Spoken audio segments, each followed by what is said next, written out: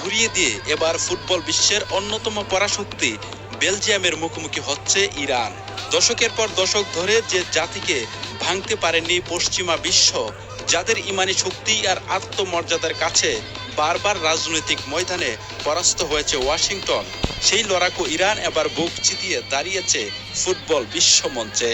মার্কিন মাটিতে দাঁড়িয়েই ওয়াশিংটনের চোখে চোখ রেখে গ্রুপ পর্বের প্রথম ম্যাচে নিউজিল্যান্ডকে রুখে দিয়েছে তারা।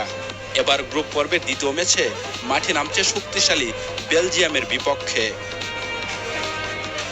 ফুটবল বিশ্বকে রাজনীতির ঊর্ধ্বে রাখার কথা বলা হলেও 2026 বিশ্বকাপে ইরানের সাথে যে আচরণ করা হচ্ছে তা বিশ্ব ফুটবলের ইতিহাসে এক কলঙ্কজনক অধ্যায় হয়ে থাকবে। এবারের বিশ্বকাপে যুক্তরাষ্ট্র অন্যতম স্বাগতিক দেশ হওয়ায় ইরানকে মানসিকভাবে বিপর্যস্ত করার এক জঘন্য ব্লুপ্রিন্ট সাজিয়েছে ওয়াশিংটন।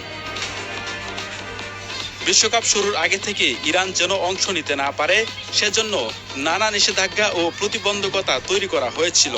গুজব ছড়ানো হয়েছিল ইরান নাকি এবারের বিশ্বকাপ থেকে নাম প্রত্যাহার করে নেবে, কিন্তু ফিফার পক্ষ থেকে যতবারই জানতে চাওয়া হয়েছে প্রতিবারই লড়াকু ইরান স্পষ্ট জবাব দিয়েছে, আমরা মাঠে নামতে পুরোপুরি প্রস্তুত। ফিফার নিয়ম অনুযায়ী সকল বাধা বিপত্তি পেরিয়ে ইরান যখন মূল মঞ্চে জায়গা করে নিল, ঠিক তখনই মার্কিন প্রশাসনের আড়ালে থাকা নোংরার বৈষম্য প্রকাশ্য রূপ পেল। মার্কিন টাস্ক ফোর্স নিয়ম করছে ইরানি ফুটবল দল ম্যাচের মাত্র একদিন আগে যুক্তরাষ্ট্রে প্রবেশ করতে পারবে।